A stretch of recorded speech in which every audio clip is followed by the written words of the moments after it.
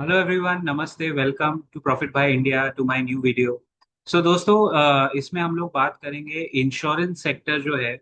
I think stocks in this sector are stuck in a limbo because 18% GST है। और हर बार GST council के मीटिंग में मैडम निर्मला सीतारमन ताई निर्मला ताई के सामने जब वो आता है प्रपोजल, तो वो आगे के जीएसटी काउंसिल मीटिंग में ढकेल दिया जाता है फॉर सम और दी अदर रीजन। चर्चा बहुत होती है, माहौल बनाया जाता है, लेकिन today for an average Indian, we are very close to independence day. It's there is no incentive for an Indian to buy insurance. कोई इंसेंटिव नहीं है, क्योंकि ओल्ड टैक्स रिजीम में आपके पास टैक्स ब्रेक्स थे। तो चलो भाई, हमारा टैक्स बच जाएगा करके सारे जितने भी फाइनेंशियल प्लानर्स थे, एडवाइजर्स थे, उन्होंने इंश्योरेंस चिपकाना शुरू कर दिया। और एलआईसी आपके सामने कंपनी खड़ी हो गई जिसने इतने सारे इंश्योरेंस पॉलिसीज बेचे, जिंदगी के साथ भी जिंदगी के बाद भी। लेकिन अभी वो सारे स्टॉक्स लिम्बो में है।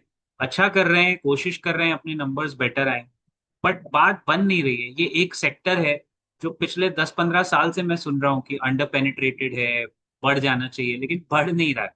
क्योंकि क्या इंसेंटिव है? इंडिया में अक्सर आप देखो, लोगों से बात करो, बोलते हैं मुझे क्या होने वाला है।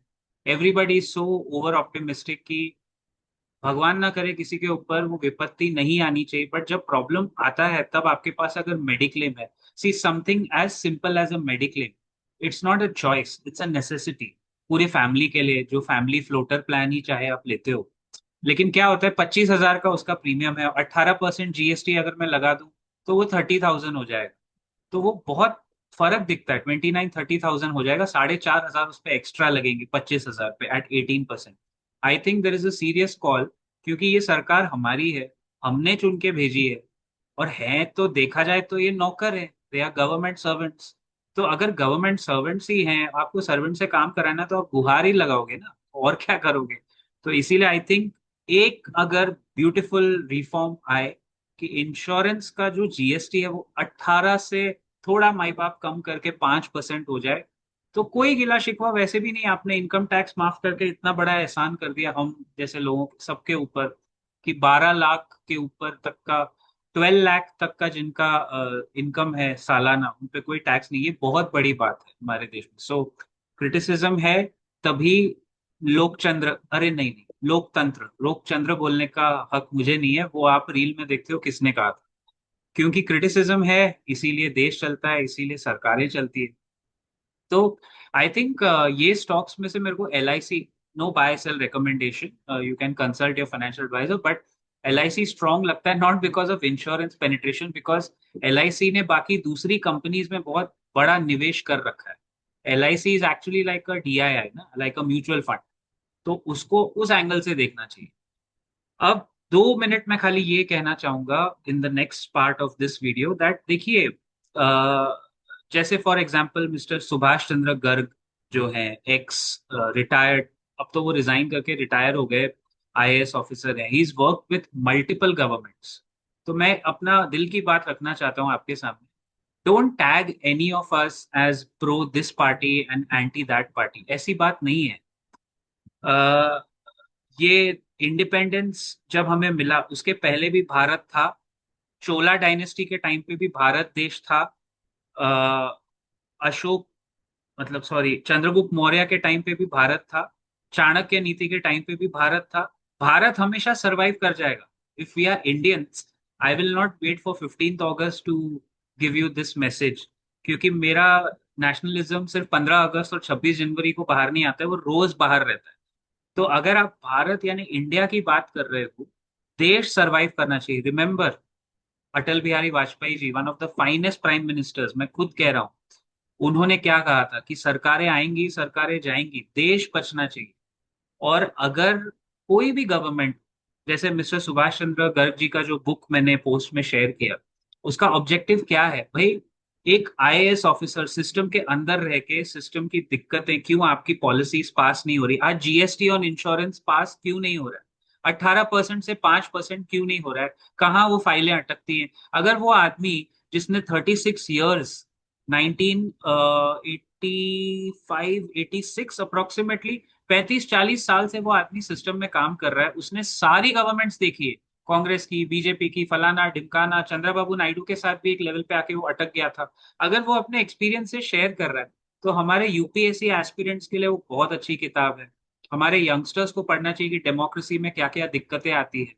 तो उसको ऐसे मत देखिए कि ये तो भाई, we are nobody is anti government, we are pro India. और जो जो पॉलिसी प्रोसीजर प्रो इंडिया होंगे उसको सलाम है, उसको नतमस्तक है। हम तो आज भी चमत्कार को नमस्कार करते हैं। लेकिन जो पॉलिसी में हमें लगता है as an honourable tax payer, as a citizen, as a proud Indian, कि जब हम यहाँ रहते हैं, देश में रहते हैं, देश की सेवा कर रहे हैं, अगर हमें लगता है कि इसमें ऐसा नहीं ऐसा होना चाहिए तो वो हम बोलेंगे। Nobody has the right to question, right to freedom, right to speech तो है देश में। तो अगर कोई किसी को कोई माध्यम मिल गया, वो इंस्टा से बोल रहा है, कोई यूट्यूब से बोल रहा है, वो तो बोलेंगे ना। You can't force stop anybody anyway. वो प्रॉब्लम नहीं है, मैं खाली ये बोल रहा हूँ कि everybody is free to have their opinion. अगर किसी को अंधभक्ति करनी है, आप अंधभक्ति करो, हम कहाँ आपको बोल रहे हैं। लेकिन फिर आपको कुछ लोग अंधभक्त कहेंगे, आप उनको रोक थोड़ी सकते हो कि मुझे क्यों कह रहे हो, क्योंकि आप हो, you have taken that choice, right. अब हम लोग अगर लॉजिक के पीछे भागते हैं और हमें दिख रहा है, वो बुक आप पढ़ो या मत पढ़ो, लेकिन कोई एआई यूज करके वो बुक का 5,000 10,000 वर्ड्स का समरी निकालो, वो जरूर पढ़ना। It's a brilliant book. I am not promoting it, I have not been paid to promote anything.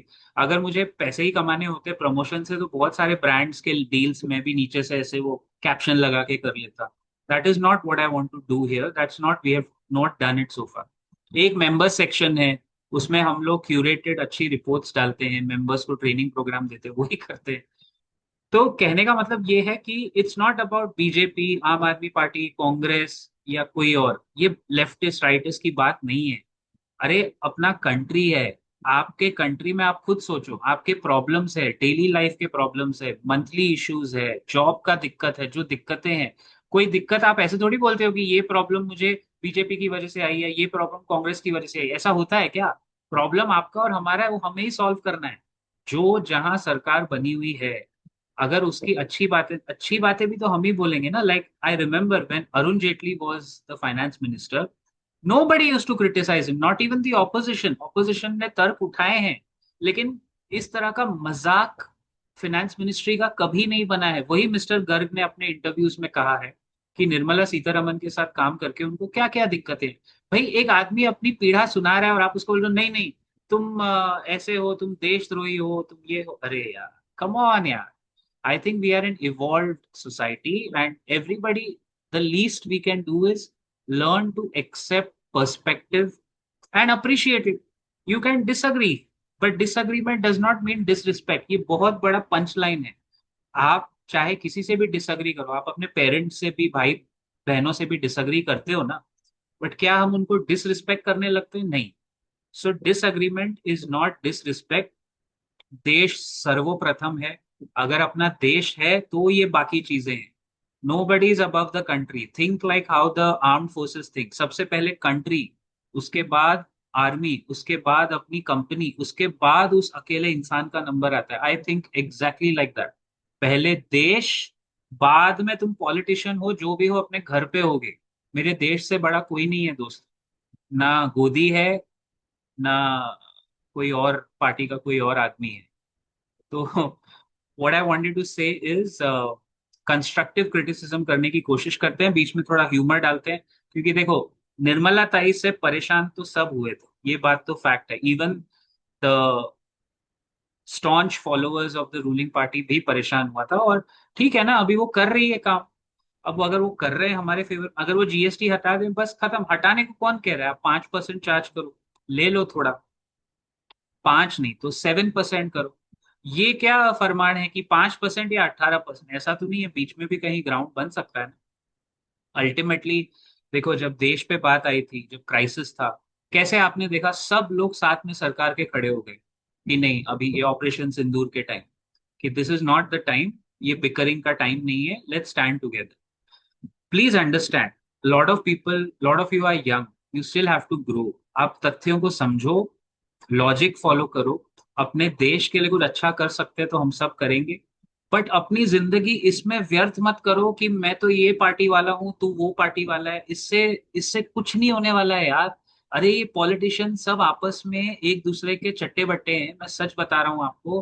किसी भी पॉलिटिशियन को सर पे मत चढ़ाइए, किसी भी पार्टी के किसी भी पॉलिटिशियन को सर पे मत चढ़ाइए। I am making it very clear, just for the people who, जो अगर एक कुछ पकड़ लेते होंगे। इन जनरल कोई सर पे मत चढ़ाओ, सब अपने जमीन से जुड़े हुए हैं, सब आपस में एक ही थाली के चट्टे बट्टे हैं। किसी को, हर एक को अपनी ग्रोथ दिखती है, लेकिन जब कोई आईएएस ऑफिसर ब्यूरोक्रेट बाहर आके अपनी पीड़ा सुनाता है कि मैं ये करना चाहता था, मुझे नहीं करने दिया गया, जैसे डॉक्टर मिस्टर सुभाष चंद्र गर्ग ने कहा है कि Nirmala Sitharaman was usually offended, मतलब वो फील करती थी कि वो उसको कंट्रोल कर रहा है। ये बात ऑन रिकॉर्ड उन्होंने यूट्यूब पे दूसरे वीडियोस में कही। तो मुझे जानना पड़ेगा ना कि ऐसा क्या था।